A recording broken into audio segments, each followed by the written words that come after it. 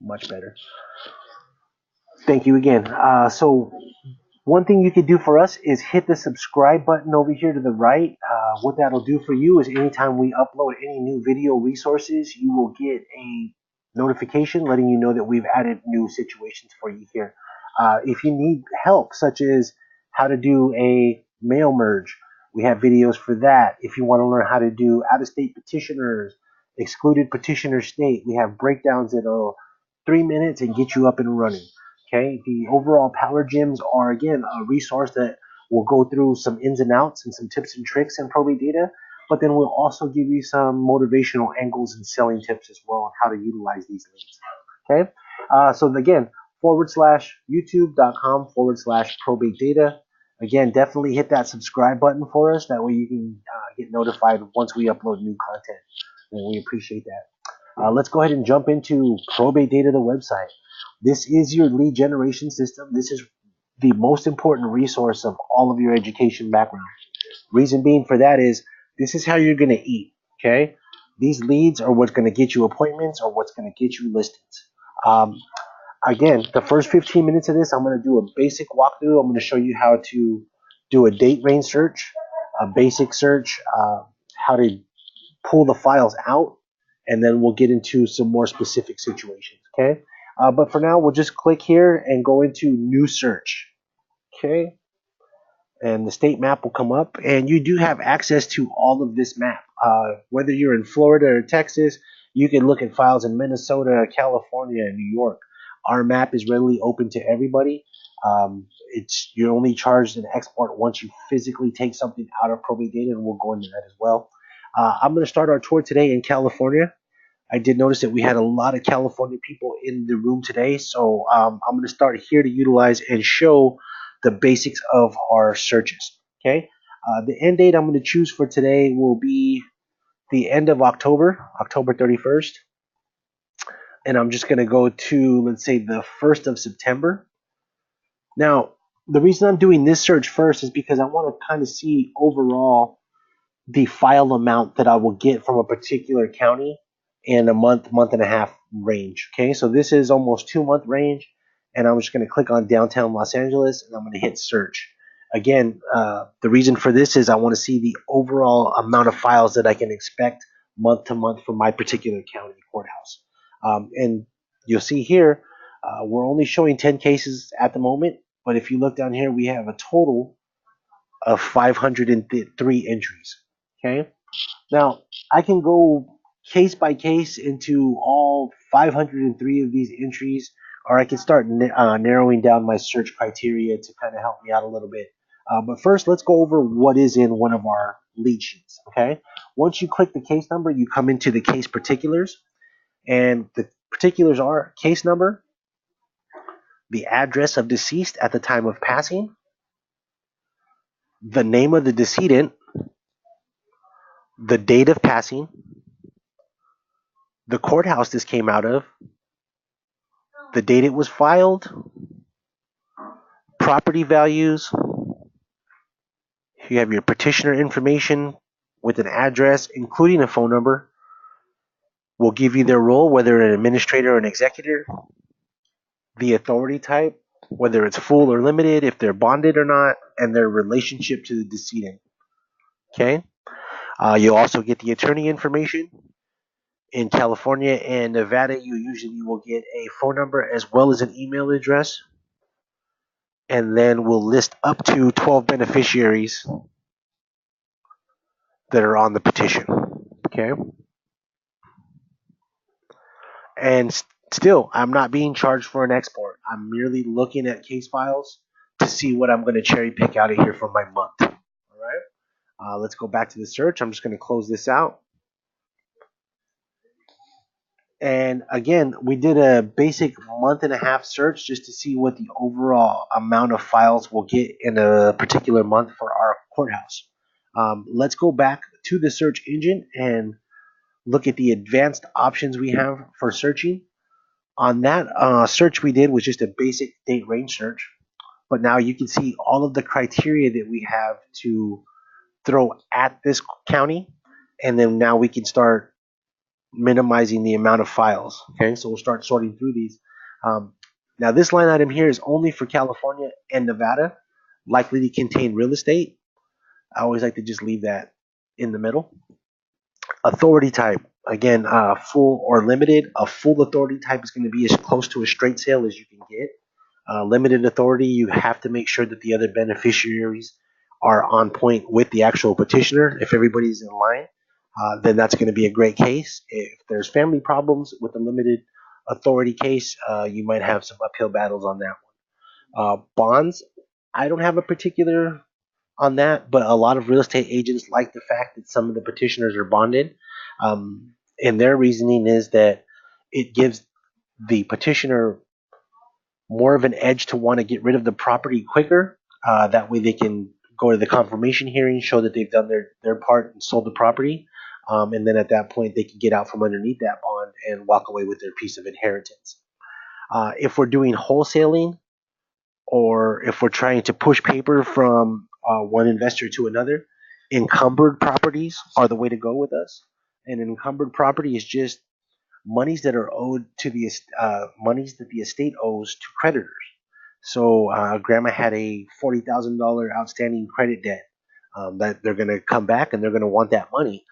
So when I do see an encumbered property, the first thing that goes to my mind is contact the petitioner to find out if the estate is solvent enough to actually pay that debt off. If they're not, they're going to expect that money to come from the part of the real estate. Okay. Administrator, executor, that's not really a big deal. Executor just means you were named in the will, and administrator means that you were appointed by the court. Okay. Also, if you're looking at legal listings or legal notices in papers, a lot of times you'll see in the estate of John Doe case number. Jot that case number down and throw it in here. And when you do a case number lookup, we just put the case number in by itself, no date range at all, just the case number, and hit search. The case number itself is going to denote which courthouse it comes from, the date it was filed, and all the other activities surrounding it. So we would just merely put the case number in and hit search. If you're in the market of the area that you're farming and you hear from another real estate agent, hey, did you hear John Smith around the way passed away? We could put the name into probate data and see if that case has started a probate filing as of yet, or we can go by address of the decedent or city of decedent. Okay. If we're interested in farming to a particular zip code range, then we're going to utilize the zip code of deceased at the time of death. Okay. And from here, I mean, we can put up to 30, 40 line items here.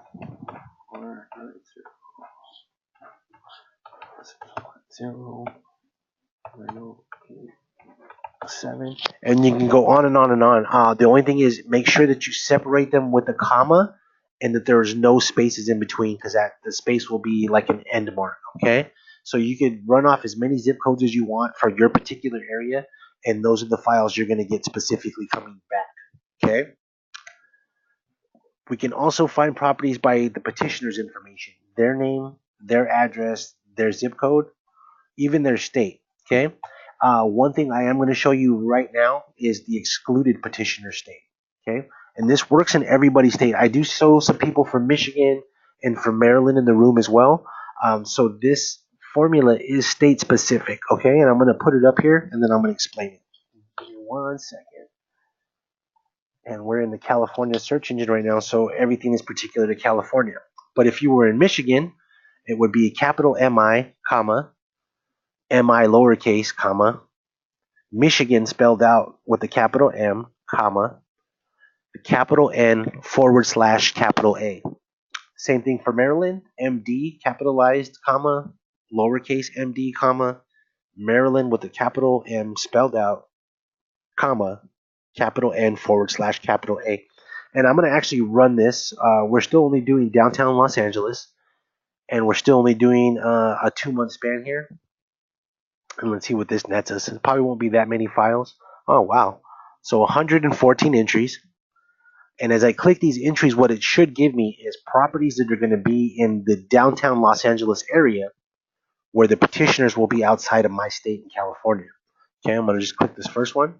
And I have a property here in Pasadena where my petitioner is in Oregon. See that? Okay, let's go back. Let's go down another one and see what we get. Property in Westlake Village where my petitioner's in Colorado. Okay, I can already hear you guys asking, so what is the big benefit about this, Marcel? Well, most people don't know how probate works in their own state, let alone a loved one state, right? So when you reach out to them, you're already the authority because you have an education behind you and a designation that says, I know how to help you. So if I'm able to reach out proactively, make a phone call and say, hey, don't leave Colorado. Hey, don't leave Maryland to come to California to sit in a home where one of your loved ones passed for 2 weeks to meet realtors to figure out who you're going to give a listing to. Allow me with your lawyer to meet at the facility. I can do a quality walkthrough as a real estate agent, CPRES designated agent. Tell your lawyer what I think I can get for the property. He can handle the legality of it. I can handle the real estate property. And all you really have to do is sit home, take care of your family, and collect an inheritance check.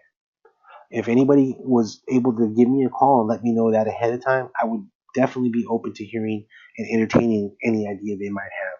Okay. So let me go back to that again. I'm really hoping you guys will write this down. This video will be uploaded to the YouTube channel within about the next hour. But again, I want to make sure you guys get this. So please write this down. And again, it's your state code capitalized, comma, state code lowercase, comma, your state with the capital letter spelled out, comma, capital N / capital A. Alrighty? All right. Now, we have a lot of tabs up here. We have an account home tab, a new search tab, search list tab, and alerts. I'm going to click on alerts because this is really important. So the searches I just showed you were going back from a day or two ago, going back to last month. What I want to show you is how to utilize these alerts so that you're working in the now. If you're in the East Coast, I'm on the West Coast. We close here at 5 p.m. Pacific time. That means 8 o'clock your time. You guys have been out of the office for 3 hours already. We don't stop working here. And I know most of you real estate agents on the East Coast don't stop working there. So what this alert is going to allow you to do, you're going to literally set it and forget it. Okay? And I'm going to show you how we do this. I'm going to hit new alert. Let's say I'm in New York. Okay? Marcel's office closes at 5 p.m. Pacific time. I could be at the Dunkin' Donuts in New York at 6 p.m. New York time. Marcel uploads a file. I'm going to get an email directly saying, hey, Johnny, put that coffee down. Let's go get to work. I can open from my smartphone the email that I just got alerted, bring me back to Probate Data, see the information from the lead, and literally be the first real estate agent at that person's door. Okay? And as you saw me, I hit new alert. I pick the state that I want to do this in, and I'm going to pick my county, Bronx County. In the description here, I'm going to put a description saying this is my Bronx County alert. As soon as I hit save, it's going to show me right here, Bronx County alert. Okay? Now, anytime my data assistant uploads anything for the Bronx County, I'm going to get an email instantly saying, hey, we got new files here. Let's get to work. Okay? Let's go over how we export files out. So we're going to do a real quick date range. This will be the last of the generalities that I'm going to show you for today. And then we're going to get into some more specific situations. Let's see here. And we'll just pick downtown LA again because I want to be able to get a file out and show you how we do this. So again, we're able to cherry pick everything we want, right? We can case by case see particulars. But let's say we found something we're really interested in and we just want to get it out. It's really simple. I'm going to put a check mark in this box and I'm going to hit export. Now our export approval box comes up. Now this export approval box is pretty important because it tells you some really good information. First of all, it tells you how many total downloads you're allowed in a 1 month period. Okay? Then it'll tell you how many downloads you've done in this month currently. Lastly, it'll tell you how many downloads you're trying to take out now. This way you can be mindful of what you're doing, okay? And you are correct. You do see 2 file outputs here. We have a CSV output and we have a PDF output. Hey folks, let me tell you right off the bat, we do not double charge you for exports. I took the same file out in both a CSV and a PDF. And we invite you to do the same thing. So here at Probate Data, we have a really great understanding about our real estate clients. And we know that good real estate agents do mass marketing campaigns, mail merge, get letters out. We also know that good real estate agents will tap doors frequently and utilize a PDF one-off lead sheet to get the particulars for their door knocking purposes. But we at Probate Data know that great real estate agents should be doing both. So we give you the advantage of utilizing both outputs. Again, I can look at this lead sheet in my car off of my tablet for about a good 2 minutes and be able to tap this door with confidence. I can go speak to Eleanor Casadas about her mother that passed away, and it would be something similar to this. Hi, Eleanor. My name's Marcel. I'm a C-Press designated agent. I know you don't know who I am, but I just wanted to come by and offer my services. I was thinking about reaching out to the attorney, Mr. De Leon, regarding the property at 12624 Rammer Street. But really, Eleanor, I wanted just to come and offer my condolences for your mother and ask if there's anything that I could be of service for. Now, within a matter of a minute, I dropped the mom's name, I dropped the attorney's name, I dropped the property address name. If I was really had a lot of time, I could have spoke about any one of her relatives down here and threw them in the mix as well. So from 2 seconds from my tablet, reading the one-off lead sheet, I can tap that door with confidence and know what I'm speaking about. And then once she gets her jaw off the floor, because she's going to be amazed at all the information you know, she's going to say, "And who are you?" Thank you for asking. Again, my name's Marcel. I'm a C-Press designated real estate agent, which means I have the availability to help you in this trying time. And she's going to ask you again, well, what do you mean by that? And I'm going to go into this spiel about what my designation does for me and how it sets me apart from everybody else. Okay? Now, the CSV sheet, it's exactly the same. You get all of the same information. It's just in a column sheet.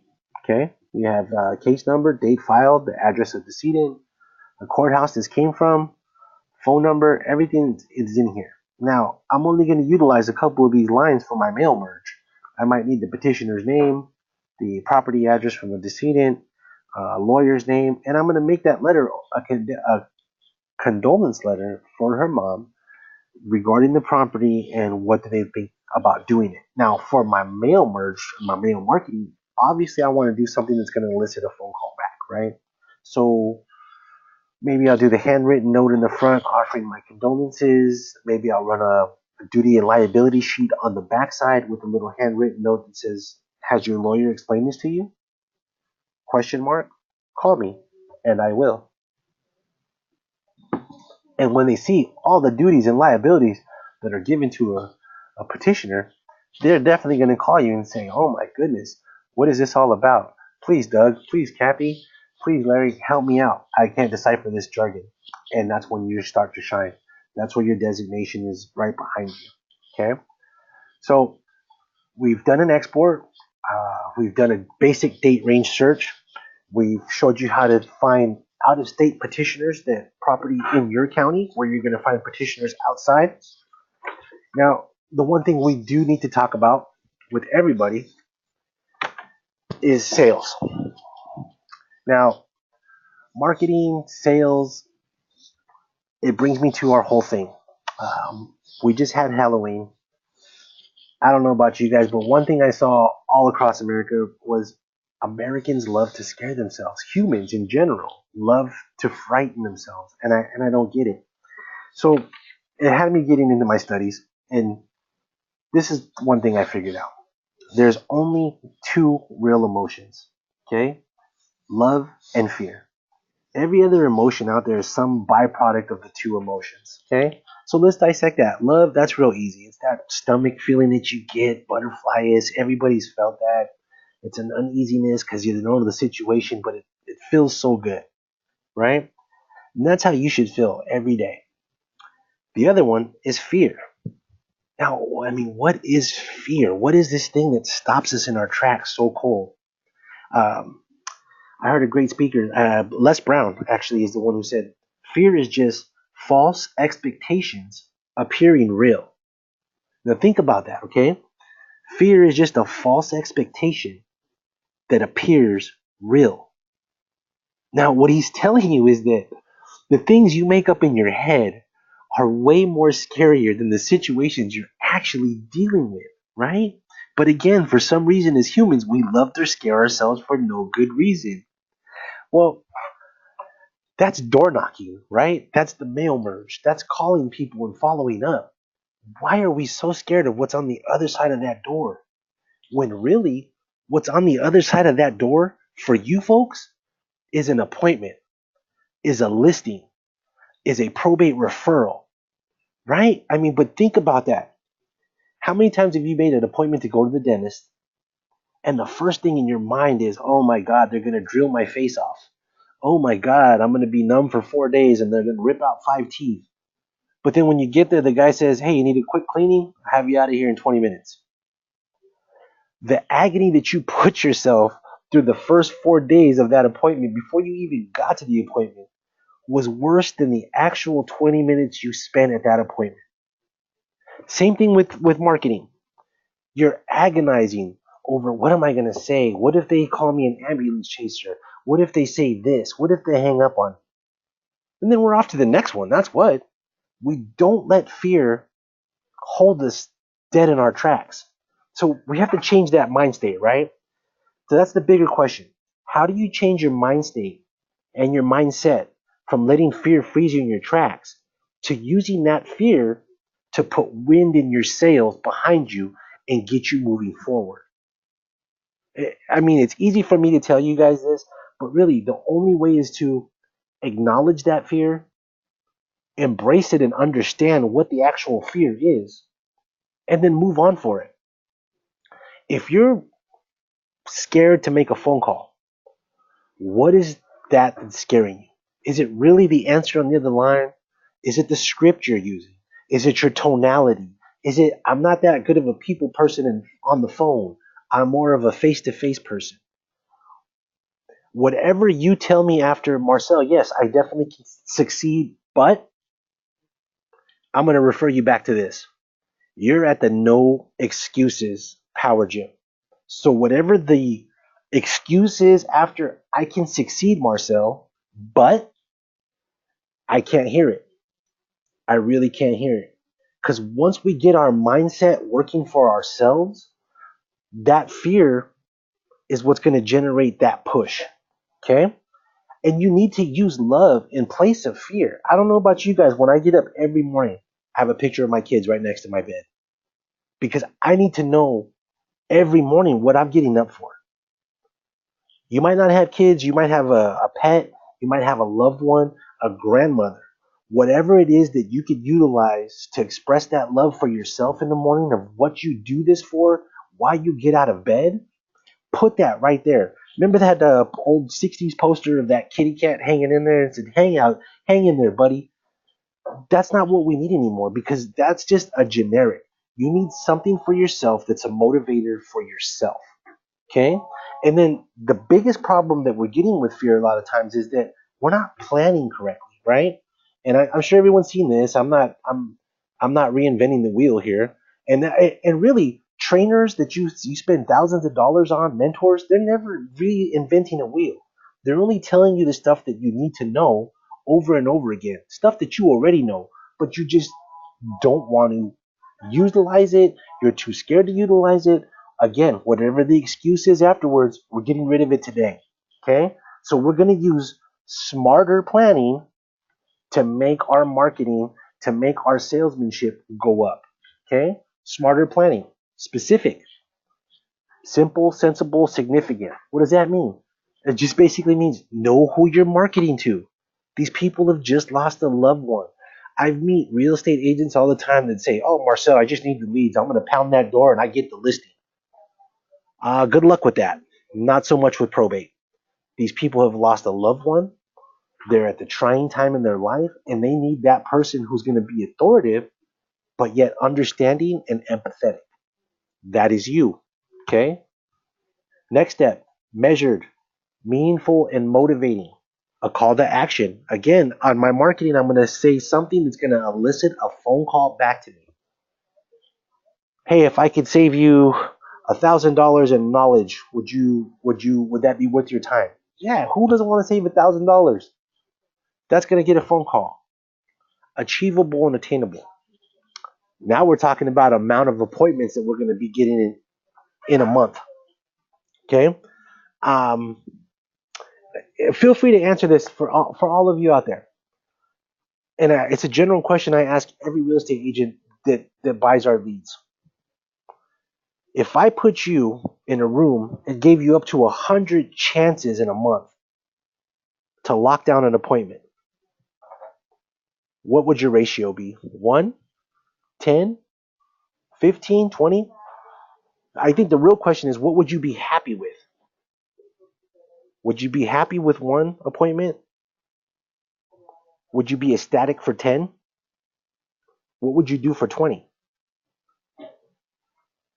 Have you ever got 20 listings, 20 appointments in a month? I've seen it happen because they're using relevant, reasonable, realistic, and result-based actions. So if I send out 1,000 letters, law of numbers, right? 1,000 letters should get me at least 10 to 100 phone calls back. Out of that 10 to 100 phone calls back, I, as a seasoned real estate agent, should be able to get 1 to 10 appointments, which will get me the 1 listing that pays for my year. Time bound. Give yourself a month, a dedicated a month. If I could tell you, if I had a dime for every time somebody said, "I'm going to try this new diet. I'm going to try this new diet for a month." Why are we fixing dietary plans and we're not starting from self? Let's fix the mind state and the mindset first. Give ourselves a month to hold ourselves accountable. Just like a trainer would, just like any mentor would. Hold yourself accountable. This is instituting discipline into your life. And for a lot of people, it's hard. I get up at 4:30 in the morning. I want to hit that snooze button too. But guess what? I look at that picture of my kids, and it's time to go. It's time to get up, put the big boy pants on, get to work, stop with the excuses, and start pounding that phone. Because my kids don't want to hear excuses of why we're not having steak this week or why they can't go to the movie on Friday. Kids don't understand excuses. Evaluate it. What was the what was the overall outcome of that month? If I really gave it 100%, did I get 1 appointment? Can I times that by 12 for the rest of the year? Hell yeah, you can. It's just a matter of you taking ownership of that and making it work, right? And then with all sales, you review what worked and what didn't. Guess what? We cut out what didn't work, streamline it to what does, and then start all over again on that next month. And then hope and shoot for bigger and better goals, right? Because that's where the love is, bigger and better. It's not in the finish line. It's in putting your head down and getting the work done. That is the satisfaction. So I invite all of you for this month to choose love over fear, to start making those calls, to not worry about who's going to answer that phone on the other line because you're ready to go already. You already know what you need to say. You already know what you need to do. Let's just stop with the excuses and let's go get those appointments. I'll be back here in 2 weeks. I don't have any excuses not to be. I hope you don't have any excuses either, and I can see you back here in 2 weeks. And I definitely want to hear the success stories that I keep hearing about. If you got a house that you've listed or you have something coming on in probate, please reach out to me and let me know. I love to hear stories like that. Again, I really want to thank you for your guys' time this afternoon. My name is Marcel Mercado. I work with MTI Education and Probate Data. I hope you found this to be entertaining as well as educational, and we'll see you guys back here in 2 weeks. Have a great rest of your one.